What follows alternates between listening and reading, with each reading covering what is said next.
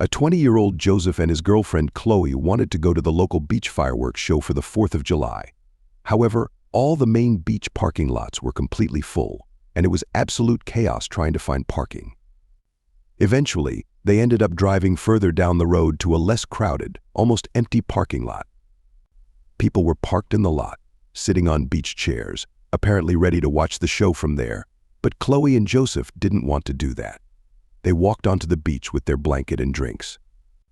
They had to cross a tunnel under the overpass to get to the beach site, away from the parking lot. The beach was surprisingly empty. Apparently, they were the only ones who thought it'd be a good idea to walk to the main beach. They walked for literally 20 minutes until the fireworks started shooting into the air.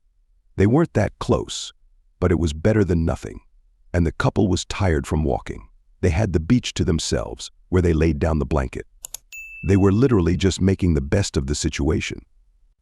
The fireworks show was decently long. About 10 minutes into the show, Joseph heard voices from behind them. He turned around and saw a few people in the distance. They were standing facing the fireworks, nothing strange. There are probably just more people watching the fireworks show. Joseph and Chloe sat for another 10 minutes or so. Around the time the show ended, they were being eaten alive by mosquitoes by that point, so they picked up all their stuff and started speed walking back. They passed a few tunnels, and although they all looked the same, the couple remembered that the one they crossed had 2 garbage cans right next to the left wall. Suddenly, Joseph could see a young man approaching them from the darkness ahead. He greeted them and asked for help. Joseph slowed his walk but didn't come to a complete halt because he was instantly wary of this guy. He looked to be one of the guys Joseph had seen in the distance earlier. He was pointing into the tunnel next to him, saying his friend was injured and he needed help, but that he didn't have a phone on him. Chloe seemed equally sketched out as Joseph, who continued to inch away from the guy while holding her and engaging this young Hispanic man who appeared to be in his mid-20s. Joseph asked him where his friend was, and he said in the parking lot beyond the tunnel. Joseph looked into the tunnel, which was completely pitch black. There was no way in hell he was going through there. They seemed incredibly off. He apologized, said they're in a hurry, and pulled Chloe along with him as they continued to walk quickly away. The man's tone changed to more annoyed and angry. Joseph whispered to Chloe to keep walking. He looked over his shoulder every few seconds, checking if they were being followed by him, and eventually he realized they were. The man, along with 2 other people, was telling them from not far behind, already indicating that the man lied about his so-called injured friend. Couple was about to be jumped. They could feel it. Joseph told Chloe to run ahead to the tunnel with the 2 garbage cans. He knew if they both ran, it would probably trigger the group of men behind them to chase them. She moved ahead in a low-key, non-obvious jog. Joseph realized the men behind him were getting closer. He wanted to give Chloe a little more time to get ahead to the car before he booked it. By the time he'd made it to the tunnel, he turned around again, and the 3 men were almost right on top of him now. One of them started shouting, "Hey, come here." Chloe was trying to call Joseph, but he couldn't pick up. As soon as he got to the entrance of the tunnel, he felt that they were about to run up to him and grab him, so he booked it through the tunnel. He heard their footsteps right behind him. Joseph sprinted on the concrete while barefoot, but he endured the pain in the heat of the moment in fear for his life. He made it through the tunnel to the parking lot, which was lit up by street lights, and somewhere in the tunnel, the 3 men stopped chasing him. The parking lot was now empty besides 2 other cars and his car, which Chloe was already in with the lights on. Joseph ran to get in the car, and he looked back one final time to the tunnel and saw 2 of the 3 guys standing probably 10 feet into the tunnel watching. He got in the car. They drove out of the parking lot and down the parkway. They were never so relieved to see the taillights of a traffic jam from the thousands of people leaving the main beach parking lots. The couple had no clue if they were going to be mugged or murdered, but clearly those people were there that night with a plan. Joseph and Chloe were glad they didn't fall for their trap. Jacob started talking to this girl named Emma years ago. They met through mutual friends, and after a while of commenting on each other's Snapchat stories, Jacob decided to just bite the bullet and ask her out on a date. It was mid-July, so options for things to do were abundant. Specifically, the beach and anything outdoors were options for a first date. There was a beach not far from Jacob's house that allowed trucks to drive onto it with proper permits, and he frequently went there with his pickup truck. It was a night that neither of them had to work the next day, so they decided to go to the beach and have a little bonfire with some drinks. On a weeknight past 8 o'clock, he knew nobody else would be on the beach that late, so it was what seemed like a perfect first date in privacy. Emma lived only 5 minutes away from him, so he picked her up, and then they stopped at a 7-Eleven, where he bought some firewood and other supplies for the fire. Then they headed straight to the beach. Jacob had never started a fire before, so he was scared of embarrassing himself, but on paper, it sounded like a good idea. Jacob pulled them onto the trail that leads to the beach. It's a decently long trail, and at one point there's a fork in the path where 99% of people turn right to the main beach, but he often went left because it's a lesser-known, smaller but more private section of beach. They went left. When the couple got to the beach section, they were the only people there. Jacob had his lights on and could see basically all the way down the empty beach without another truck in sight. He pulled his truck up on a sand hill and then parked it, and they started to unload the truck. Jacob dug a hole with his shovel to place the firewood and some smaller fire-catching sticks, but couldn't get a fire to catch. He tried for 20 minutes but couldn't do it and called it quits.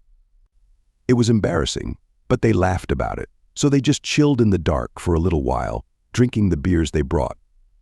For a while, all they heard were the waves hitting the beach, but Emma was the first to point out that she heard something else in a whisper.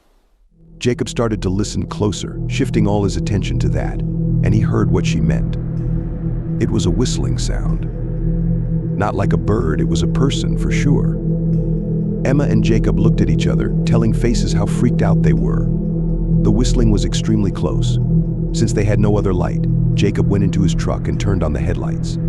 Then he heard Emma scream. They both saw the back of a man's head hurrying out of the tall beach grass on the little hill of sand above his truck. He had likely been there the whole time watching them for some reason. Jacob yelled to get lost to the creep and went up the little hill and tried to follow him, but right away he lost sight of him. There was tall beach grass everywhere. He could have been hiding in any of it. Jacob took out his phone to use its flashlight and got on his toes to get a look over the grass. Emma called him back to just get in the car and leave. Then he heard the whistle again. It sounded way too close for comfort, like within 10 feet of him. Emma heard it too, and she once again begged him to come back to the car. Jacob went back down the little hill and started packing the chairs and bags into the bed of his truck. As he was getting into the truck, Jacob stopped and heard a humming from the same spot. It was clear by this point that someone was deliberately trying to scare them. They got in the car, and Jacob switched his lights off and turned the engine on. He sat there for a few moments, waiting as if he knew that whoever was in the grass would come to look at them after hearing the engine start and lights turn off, and Jacob was right. He turned his lights back on. For just a brief moment, a man's face could be seen looking through the grass into his truck. The light being turned back on made him hide back in the grass. Jacob was tempted to get out and beat the guy up, but Emma stopped him and convinced him that he may be sick in the head, armed, or both, and that they should just leave. Jacob agreed, and they left the beach the whole time looking behind them to make sure they weren't being followed. It was an incredibly tense and scary drive off that beach. With the number of crazy people out there, Jacob has no idea what that man's intentions were, but nothing about that entire encounter was normal at all. The Marks family, parents and 2 sons, rented a beach house for a weekend one summer. The house rental was cut extremely short. It was their first day there. They went to the beach and then went out to eat for dinner. The sand dunes were very hilly near the house, and that night brothers Tyler and Joey came up with the idea of sand sliding down the hills. They found a couple big cardboard boxes in one of the closets in the house, so they cut pieces off the boxes to use as sleds.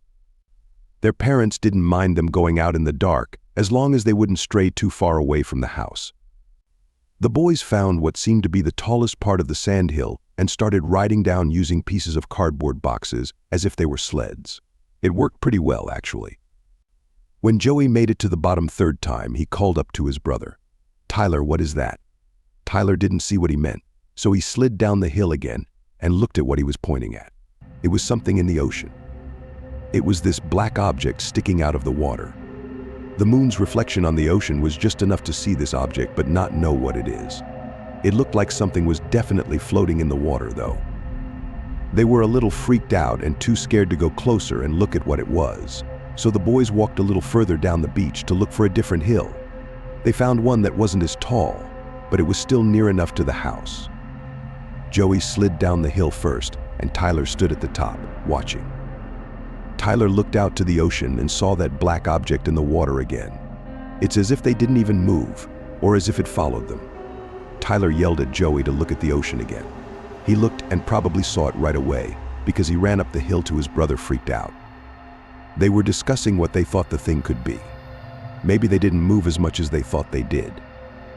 The boys stared at the object for a while. They could see it was bopping around a bit. The brothers looked down the beach at the house they were staying at. It wasn't too far away, so they decided to get a closer look at this floating object. They thought maybe it was a dead animal floating in the water.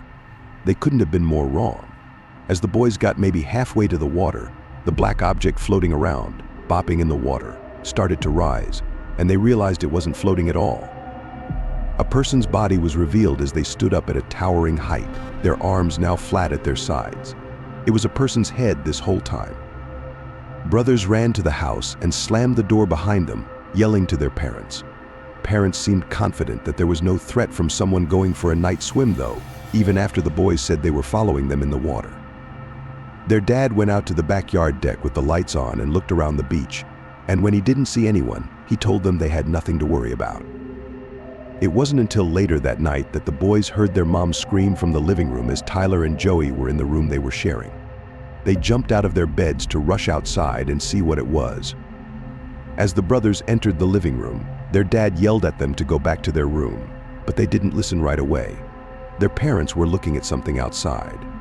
The boys walked over to see what it was they were staring at. Close enough to see him, a naked, smiling man on the backyard deck waving. Their dad then physically moved them back into their bedroom and told them not to come out. They heard everything as their dad was screaming threats of calling the police at the man, and there was a loud bang from the glass of the back door, accompanied by the sound of their mom screaming. The father yelled at their mom to go stay with the kids. She came into the room and tried to comfort them while they heard their dad calling 911, all while hearing periodic bangs on the glass. Their dad was not a big guy, and he's far from a fighter, so the chances of him going outside to confront that man himself were slim to none, unless it was absolutely necessary. This went on for a few minutes before the bang stopped, and their dad seemed calmer. A bunch of police cars came to the house. Brothers were asked to describe what they saw on the beach to help tie the whole story together. When boys got older, their parents told them that the most likely explanation was a child predator on drugs. It was a very sick and disturbing thing for the entire family to go through. They left after that encounter, and their parents got their money back.